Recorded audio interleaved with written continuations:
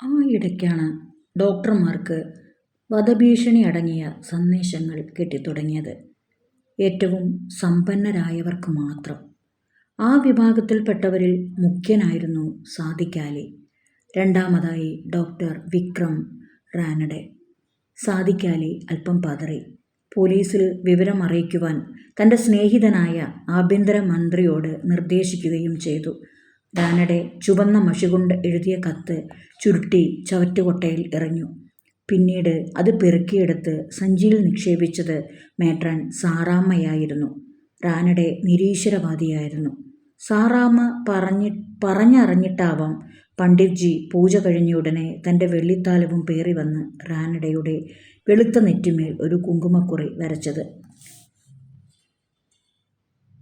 ധാരാളം പണം, വേണ്ടത്ര വസ്തുവകകൾ, പ്രശസ്തി, വ്യവസായമന്ത്രിയുടെ ജാമാതാവ്, ലാവണ്യവതിയായ ഭാര്യ, ഇതായിരുന്നു റാനഡയുടെ പശ്ചാത്തലം. അതുകൊണ്ട് തന്നെയായിരിക്കാം അജ്ഞാത മാഫിയ സംഘം ആദ്യം തട്ടിക്കൊണ്ടുപോയത് റാനഡയെയാണ്.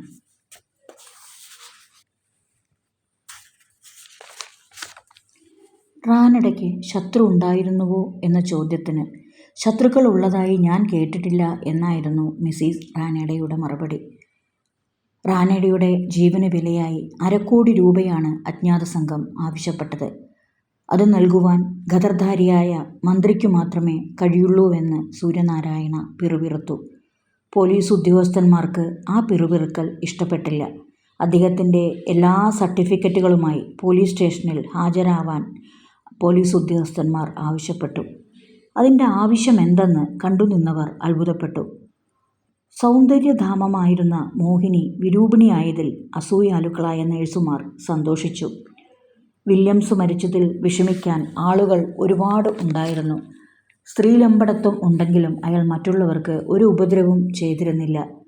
വില്യംസ് മരിച്ചതിൻ്റെ അനുശോചന യോഗത്തിൽ എല്ലാവരും അദ്ദേഹത്തിൻ്റെ നല്ല പ്രവൃത്തികൾക്ക് ആർത്തു വിളിച്ചപ്പോൾ ഒരാൾ മാത്രം കരഞ്ഞുകൊണ്ടേയിരിക്കുന്നത് മേട്രൺ സാറാമ്മ ശ്രദ്ധിക്കുന്നു. മറ്റാരും ആയിരുന്നില്ല അത്. അദ്ദേഹത്തിൻ്റെ നഷ്ടം നികത്താനാവാത്ത കഷ്ടം നൽകിയത് അദ്ദേഹത്തിൻ്റെ സഹധർമ്മിണിക്ക് മാത്രമായിരുന്നു. റാനഡയുടെ ജാമാതാവ് ആവശ്യപ്പെട്ട തുക നൽകാൻ തയ്യാറായിരുന്നു. ചോദിച്ച തുക ആ പ്രത്യേക സങ്കേതത്തിൽ എത്തിച്ചാൽ അവർ റാനഡയെ വിട്ടുതരുമെന്ന് ഉറപ്പുണ്ടോ? അവർ കൂടുതൽ പണം ആവശ്യപ്പെട്ടാലോ? സൂര്യനാരായണ റാവുവിൻ്റെ സന്ദേഹം ന്യായീകരിച്ച് മറ്റുള്ളവർ സംസാരിച്ചു. പണം കൊടുക്കുന്നൊരു കീഴ്വഴക്കം സൃഷ്ടിക്കരുത് എന്ന് സെൻഗുപ്ത പറഞ്ഞു. മന്ത്രിക്ക് പണമുണ്ടായിരിക്കാം, ഞങ്ങളുടെ കുടുംബങ്ങൾക്ക് പണമില്ല. പണം കൈവശമുണ്ടോ ഇല്ലയോ എന്നതല്ല പ്രധാനപ്പെട്ട ഇഷ്യൂ. ക്രിമിനലുകളെ പ്രോത്സാഹിപ്പിക്കുക പൗരധർമ്മമല്ല, സാദിഖ് അലി പറഞ്ഞു.